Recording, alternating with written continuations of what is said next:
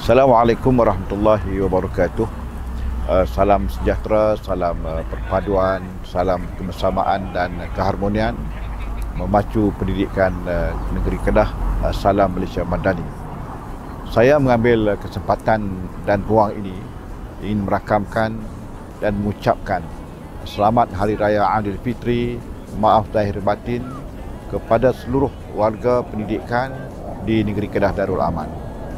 Jadikanlah sambutan Aidilfitri pada tahun ini sebagai satu peluang untuk kita meningkatkan usaha dan kerja kita bagi memastikan pendidikan di negeri Kedah akan terus cemerlang dan berkualiti serta mampu melahirkan anak-anak pelajar kita yang berjaya pada masa akan datang, insya-Allah.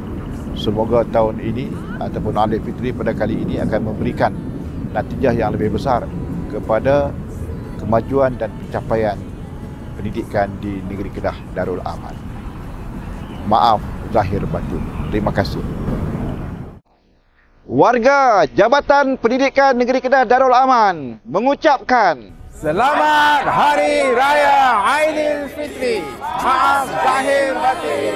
Mata jumpa meriah lain macam